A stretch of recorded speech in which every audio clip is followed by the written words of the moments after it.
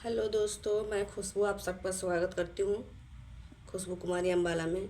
I hope कि आप सब अच्छे होंगे, स्वस्थ होंगे।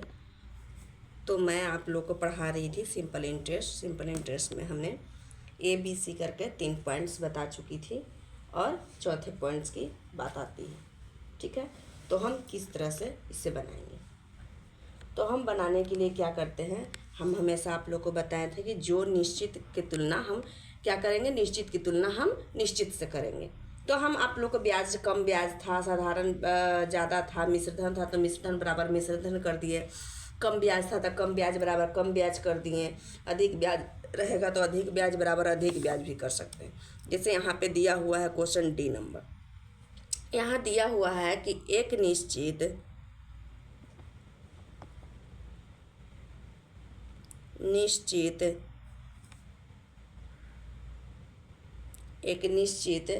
धन को निश्चित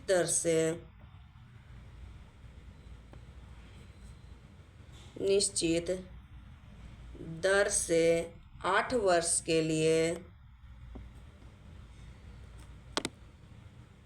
लिए साधारण ब्याज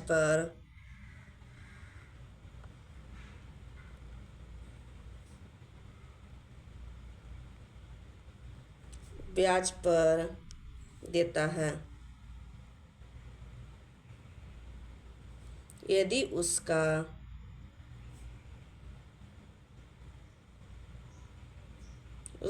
दर 3%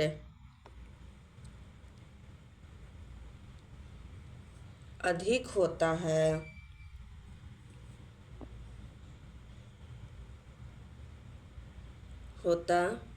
है तो उसे 216 रुपया अधिक ब्याज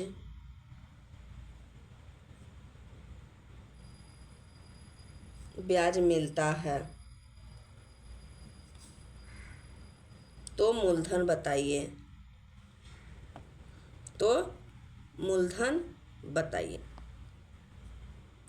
यहाँ पे क्या है, यहाँ पे हमेशा कह रहा है, कम कह रहा है, अधिक कह रहा है, चाहे मिश्रधन दे दिया, हमेशा क्या कर रहा है, मूलधन ज्ञात करने के लिए कह रहा है।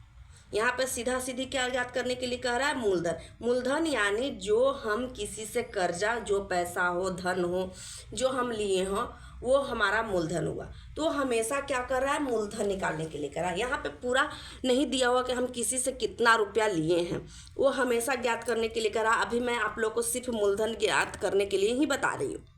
ठीक है, सिंपल में मैं आप लोग को क्या बता रही हूँ, सिर्फ मूलधन ज्ञात करने के लिए। तो अब बताइए, ये अधिक ब्याज है तो अधिक बराबर अधिक कर देते हैं। हम क्या बोले थे कि हमेशा निश्चित तुलना से निश्चित से करेंगे, तो अधिक ब्याज बराबर अधिक ब्याज।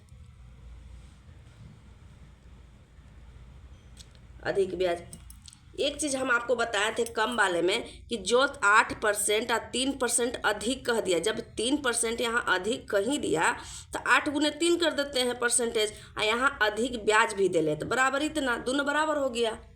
हम आप लोग को एक चीज़ बताए थे कि टाइम और दर के गुणनफल को हम ब्याज कह सकते हैं। शॉर्ट ट्रिक के लिए टाइम और दर के गुणनफल को क्या कह सकते हैं, ब्याज कह सकते हैं। याद रखेगा, समय गुने दर बराबर ब्याज कह सकते हैं। ब्याज हम यहाँ पे बना सकते हैं। तो यहाँ अधिक परसेंट दर जो है से अधिक 3% दिया हुआ है, तो गुना करेंगे तो अधिक ब्याज हो जाएगा। और अधिक ब्याज बराबर अधिक ब्याज, मान मेरा क्वेश्चन में दिया हुआ था 24% बराबर 216, तो कितना परसेंट था, 100% का मान निकालना है। तो 216/24 गुने 100 काट दीजिए इसको, कितना मरतबे कटेगा, 9 चौका 36 और 9 दूना 18, 900। इतना हो गया, क्या इतना हो गया मूलधन, आंसर निश्चित हो गया। कभी कभी क्या कहेगा कि मूलधन भी दे देगा, मिश्रधन भी दे देगा और वर्ष दे देगा, और कहेगा कि नीचे 3% कम कर दिया जाए तो एक एक्स्ट्रा वर्ष दे देगा और बोलेगा कि इसका कितना होगी, मानी कि उसका मिश्रधन कितना हो जाएगा, कितना कमेगा, ऐसे पूछ दिया। तो हम क्या करेंगे, ठीक है, तो सबसे पहले तो हम यहाँ तक तो कर लिए। इससे पहले हम करते हैं कि यहाँ पे अगर मान लिया जाए कि एक परसेंटेज दिया हो, 1 वर्ष दिया हो, 8 वर्ष के लिए दिया हुआ, ठीक है। और अगर मान लिया जाए कि कोई धन है और 2 बार परसेंटेज दिया, दो दो अलग अलग वर्ष के लिए दे दिया, तो हम कैसे निकालेंगे? 2 अलग अलग वर्ष के लिए दे दिया तो हम कैसे निकालेंगे? तो यहाँ देखिए, यहाँ पे थोड़ा सा, एक व्यक्ति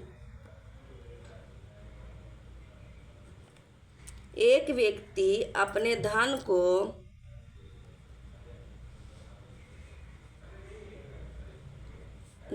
को 6% वार्षिक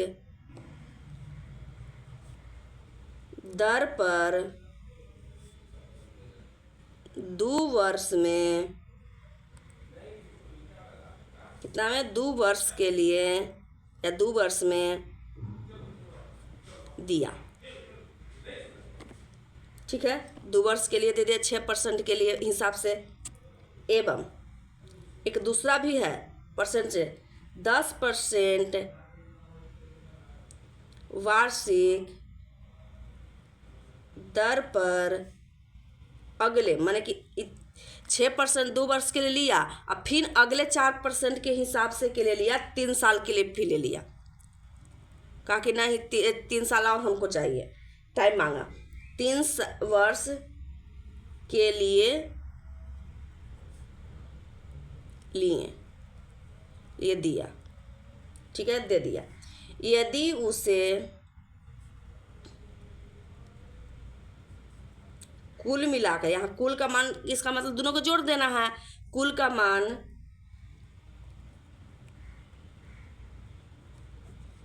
मिलाकर 120 रुपया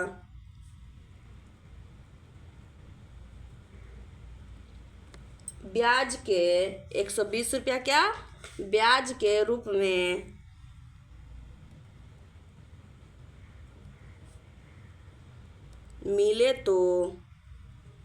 मिले तो उसका मूलधन बताइए।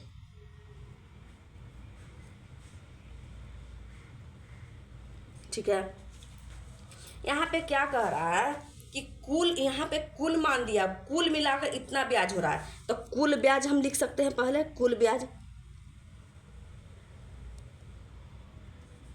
बराबर।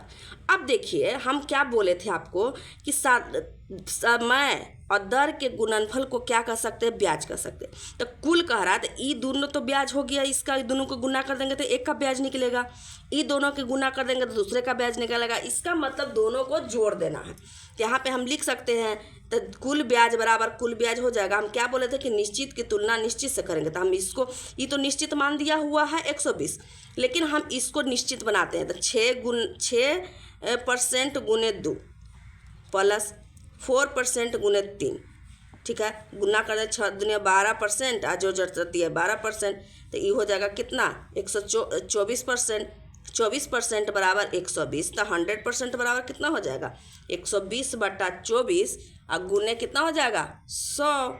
इसको हल कर देते हैं तो ये हो जाएगा 24×25 से बराबर 500 आंसर, बराबर 500 आंसर। यानी कहने का मतलब इतना तो आप लोग को समझ में आ गया होगा कि हम हमेशा निश्चित की तुलना निश्चित से करेंगे। जो निश्चित मान दिया हुआ रहे, एक निश्चित मान इसमें दिया हुआ रहेगा, वो अधिक ब्याज दिया हुआ हो, कुल ब्याज दिया हुआ हो, तो बाकी को हम उसके अनुसार से भी उसको निश्चित रूप में बनाएंगे।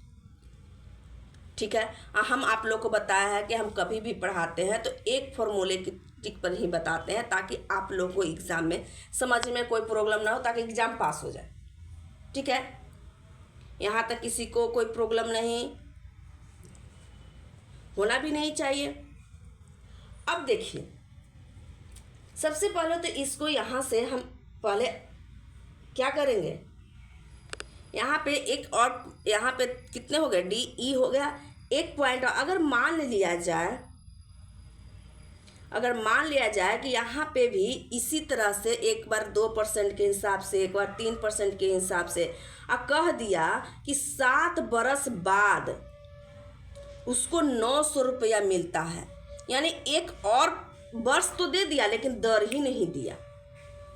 7 बरस बाद उसको क्या मिला, 900 रुपया मिला।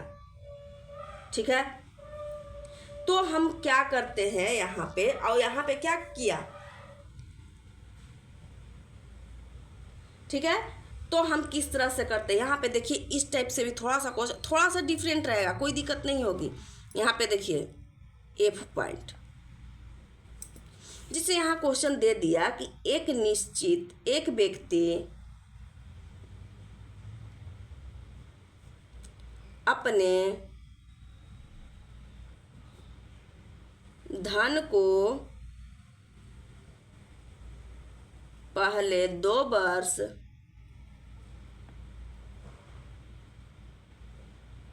के लिए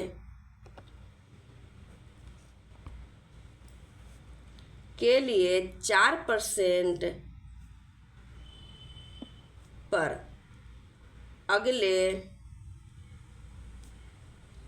3 वर्ष के लिए 6%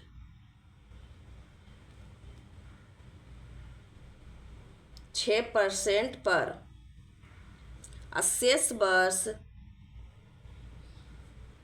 शेष वर्ष इसका मतलब है वो कुछ वर्ष के लिए लिया था, जो कि 2 वर्ष और 3 वर्ष तो हो गया कंप्लीट, तो 5 वर्ष कुल मिलाकर 5 वर्ष हो गया। तो कुछ वर्ष वो एकदम निश्चित वर्ष लिया था, 10 साल 15 साल जो लिया हो। जेकरा में 15 अगर मान लिया जाए कि 10 साल लिया हो, तो जेकरा में 2 साल जो है 4% के हिसाब से, 3 साल जो है 6% के हिसाब से, 3 2 5 साल तो खत्म हो गया। तो बाकी कितना बचा, 5 साल। अगर शेष अगर 10 वर्ष के लिए कुल 10 वर्ष के लिए लेता तो 5 वर्ष बचता ना। उसी हिसाब से यहाँ पे शेष अब दे रहा है, इसका मतलब अभी वर्ष नहीं दिया है। तो शेष वर्ष के लिए कितना, 2% पर दिया। यहाँ तो टाइम दिया नहीं है, इस शेष वर्ष के लिए तो दे दिया कि 2% दर इसका शेष वर्ष के लिए दे दिया, लेकिन यहाँ टाइम नहीं दिया हुआ है, लिए दिया। अगर टाइम नहीं दिया हुआ रहेगा तो वहाँ पे हम एक्स मान लेंगे। अगर समय दे दिया, परसेंटेज नहीं दिया, तो वहाँ एक्स मान लेंगे, उसका मान निकाल देंगे। दिया उसे कुल 7 वर्ष बाद, देखिए यहाँ टाइम दे दिया कुल 7 वर्ष, तो एकरा में 2 साल दिया 4% पर, 3 साल दिया 6% तक, कितना वर्ष टाइम खत्म हो गया, 3 2 5 वर्ष खलास हो गया। तो बचा कितना वर्ष, कुल मेरा 7 वर्ष है, 5 वर्ष खत्म हो गया, तब बचा 2 वर्ष। 2 वर्ष बच रहा है ना अभी, तो वही 2 वर्ष के लिए 2% के हिसाब से दिया। शेष कह रहा था, शेष के ना कितना बचा, 7 वर्ष में से 5 वर्ष घट गया तो 2 वर्ष शेष बचा। तो शेष के लिए कितना है, 2% है, तो 2 गुने 2 हो जाएगा उसका ब्याज। तब 7 बरस के बाद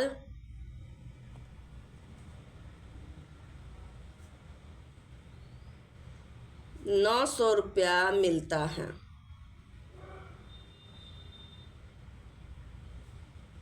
तो मूलधन बताइए।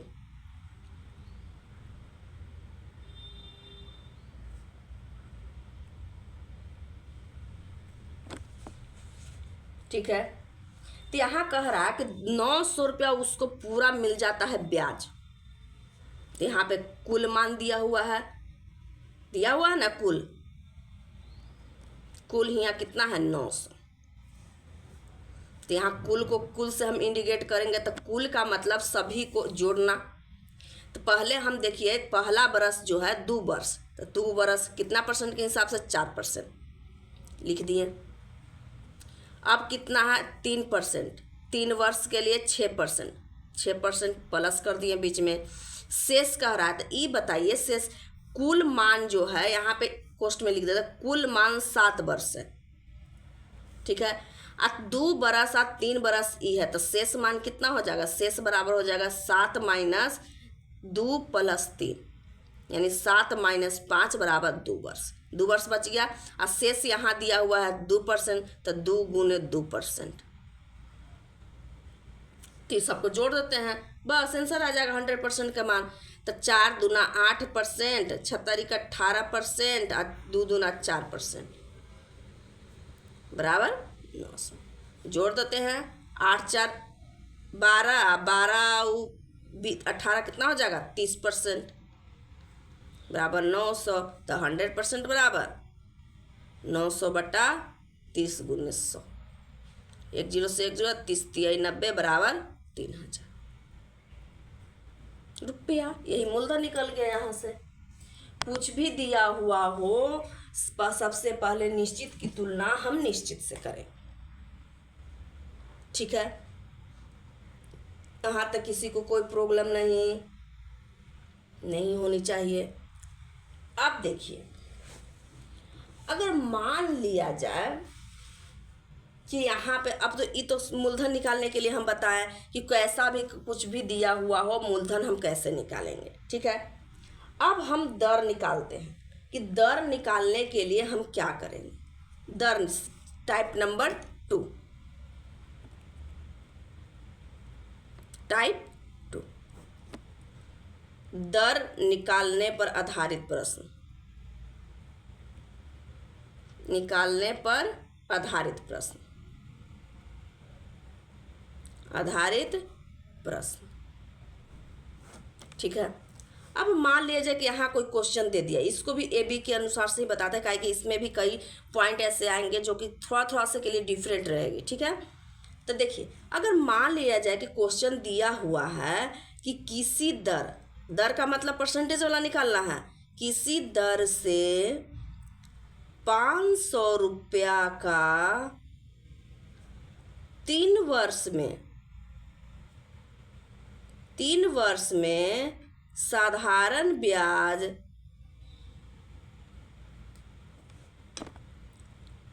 250 रुपया होगा। ठीक है, कह रहा है कि 300 में साधारण ब्याज इतना हो जाता है। कितना? यहाँ पे मूलधन दिया हुआ है कि 500 रुपया है और 3 बरस टाइम है, ब्याज भी दिया हुआ 250। तो सबसे पहले तो इसको सिंपल तरीके से हम बना सकते हैं। फर्स्ट रूल क्या हो जाता है कि दर निकालने के लिए दर बराबर सूत्र हो जाता है, चाहे ब्याज बराबर ही लिखते हैं, ब्याज बराबर मूलधन गुने समय गुने दर बटा 100। इस पे मान पुट कर देते हैं। तो 250 बराबर मूलधन 500 गुने समय 3 गुने दर का मान नहीं दिया हुआ दर 100। इसे ई कट गया, 5 से कट जाएगा 5 25 बराबर कितना हो जाएगा, दर बराबर हो जाएगा 50 बटा 3। इसको परसेंटेज में चेंज कर दीजिए, यानी 16.2 बटा 3%। यहाँ तक किसी को कोई प्रॉब्लम? ये तो नॉर्मल सूत्र के अनुसार से हो गया। अब देखिए मेरे तरीके के अनुसार से हम किस तरीके से आप लोग को बताते हैं कि दर हम फटाक जल्दी से कैसे निकालते हैं। पेज पहले पलट लेती हूँ। ठीक है, आप देखिए कि सिंपल तरीके से बनाने के क्या तरीके होते हैं। यहाँ पे अगर पेज को पहले 2 भागों बांट रही हूँ, जैसे यहाँ पे दिया हुआ है कि 3 वर्ष के लिए, 3 वर्ष के लिए ब्याज कितना हो रहा है, 250 रुपया। कितना हो रहा है ब्याज? 250 रुपया हो रहा है ना। 3 वर्ष के लिए ब्याज कितना हो रहा है? 250 रुपया। तो ये बताइए, हम आप लोगों को क्या बताए थे कि ब्याज बराबर ब्याज बताए थे, ब्याज बराबर ब्याज। सबसे पहले हम यहाँ क्या करते थे कि मूलधन गुने दर, समय गुने दर, अब बराबर ब्याज का मान लिखते थे। यहाँ पे लिखते थे ना। अब बताइए, यहाँ से हम दर निकाल सकते हैं।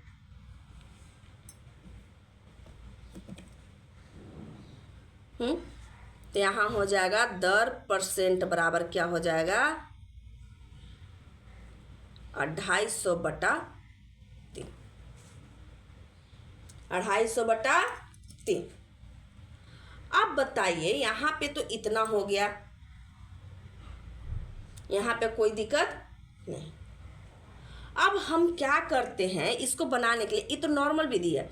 अब हम क्या करते हैं, कभी भी ऐसा क्वेश्चन दिया हुआ रहेगा, ट्रिक होता है तो कुछ पॉइंट्स माइंड में रखना चाहिए। कभी भी ऐसा कहेगा कि मूलधन दिया हुआ रहेगा, साधारण ब्याज दिया हुआ रहेगा, टाइम भी दिया हुआ रहेगा, तो हम क्या करेंगे, ब्याज बराबर ब्याज कर देंगे। ठीक है, इतना दर परसेंट बराबर इतना आ गया, दर प्रतिशत बराबर इतना आ गया। अब हम क्या करते हैं कि हमको तो निकालना भी है दर ही परसेंट, दर परसेंट ही निकालना है ना, दर परसेंट ही निकालना है। तो हम क्या करते हैं कि जो मान दर परसेंट बराबर जो आता है, तो दर का मान निकालना, तो दर बराबर क्या हो जाएगा, 250/3 और गुना 100, परसेंटेज हटा दिए तो 100। अब हम क्या करते हैं कि जब ऐसा क्वेश्चन हो अब मूलधन दिया हुआ हो, तो हम क्या करेंगे कि मूलधन को बटा के रूप में 500 लिख देंगे और गुना 100 कर। मूलधन को हमेशा लिख देंगे, जितना मूलधन दिया हुआ हो वो मूलधन को लिख देंगे, उसके बाद इसको हल कर देंगे। तो 2 0 से 2 0, 2 से 50 बराबर 50/3 यानी 16.2/3%। मूलधन को हम नहीं छोड़ेंगे,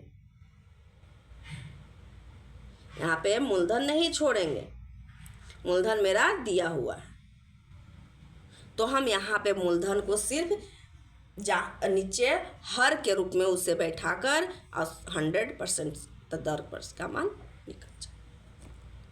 कोई दिक्कत?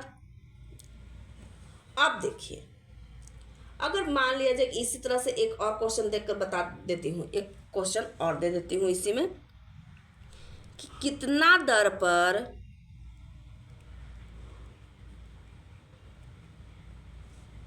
दर से 800 रुपया का 4 वर्ष के लिए के साधारण ब्याज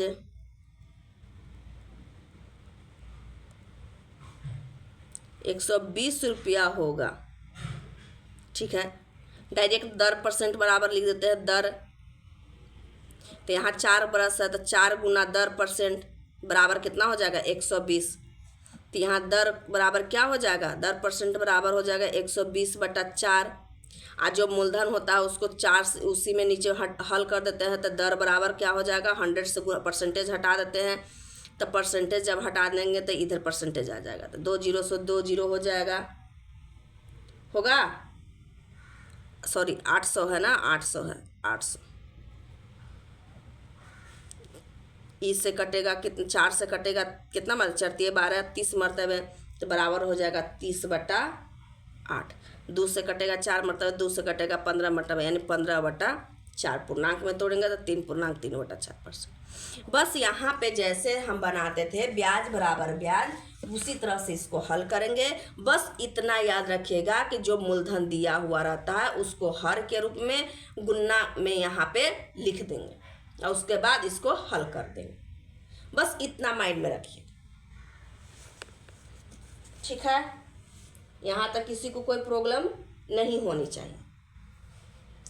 अब देखिए आगे आगे, अब इसी में अगर मान लिया जाए कि अनुपात के रूप में दे दिया कोई पॉइंट, कह रहा है कि 1800 रुपया कुछ धन दे दिया, 20, 2000, 4000, 5000, 10000 जो धन दे दिया, और कहा कि इसको इस अनुपात में उसको बांटना है, बांटने के लिए दे दिया। असाधारण ब्याज के अंतर्गत पर जैसे हम अनुपात के रूप में हम बनाते थे कि कोई धन रहता था, रुपया रहता था, उसको कई अनुपात में बांटने के लिए रहता था, राम श्याम मोहन जो रहते थे उस अनुपात में हमको बांटने के लिए रहती थी। इसी तरह से इसमें भी है। तो अगर मान लिया जाए कि यहाँ पे दिया हुआ रहेगा कि पहला को 6% के हिसाब से, दूसरे को 8% के हिसाब से, तीसरे को 12% के हिसाब से, यहाँ पे क्या दिया हुआ रहेगा, जो अनुपात में जो मान रहेगा वो हमेशा टाइम रहेगा।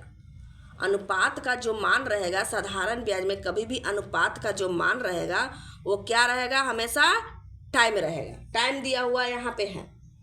जैसे यहाँ पे क्वेश्चन दे दिया कि एक व्यक्ति, जब तक क्वेश्चन नहीं लिखाएगा समझ में नहीं आएगी, एक व्यक्ति 1800 रुपया को 2:3:4 में बांट दिया और साधारण ब्याज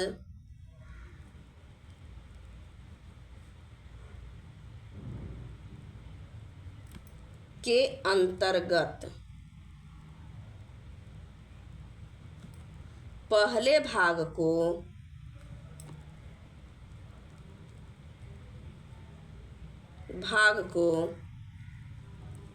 6%, दूसरे भाग को 8%, तीसरे भाग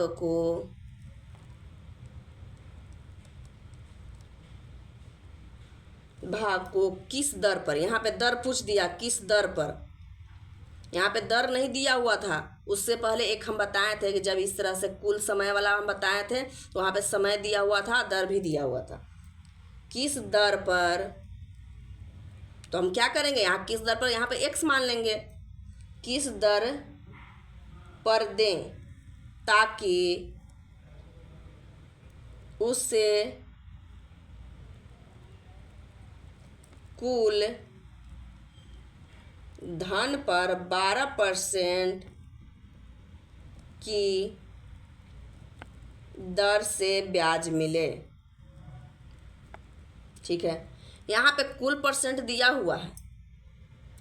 तब बताइए यहाँ पे क्या दिया हुआ है, 2:3:4 दिया हुआ है सबसे पहले। अब यहाँ पे बताइए, यहाँ पे तो इतना दे दिया, यहाँ तक कोई दिक्कत नहीं।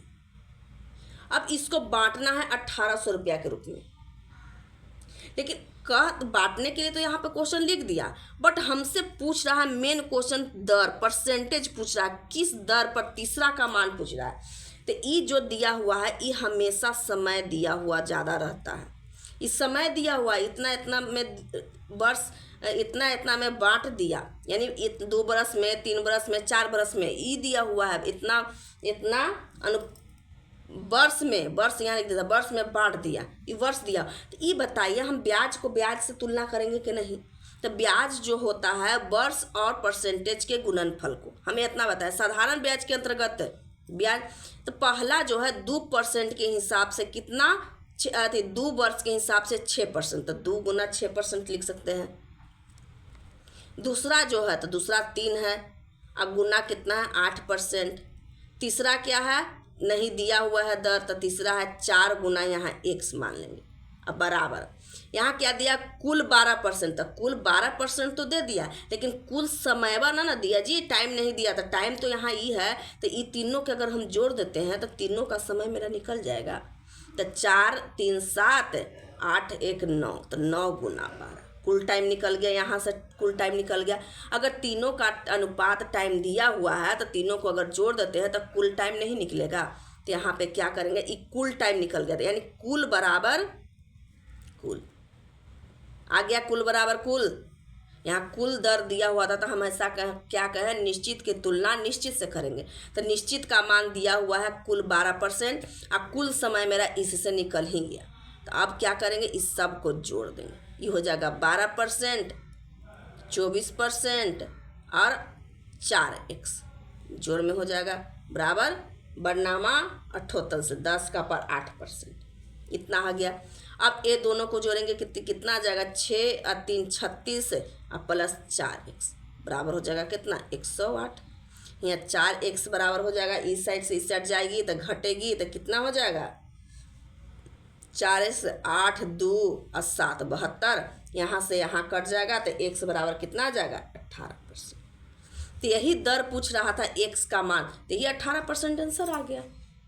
और अगर हमको बांटना है तो सबसे पहले इसको, तो इतना हो गया, तो इसका मान अगर सबके अलग अलग दर पूछे, समय पूछता है, तो हम यहाँ से मल्टीप्लाई भी कर सकते हैं। x का मान, ये यहाँ पे दर का मान निकल गया, दर में हमसे पूछ ही रहा था दर का मान, तो दर निकल गया, बस बात खत्म। यही पूछ रहा था, इतना ही पूछ रहा था, तो हम इतना ही आंसर लाएंगे, क्यों ज़्यादा दिमाग। ठीक है, कोई प्रॉब्लम।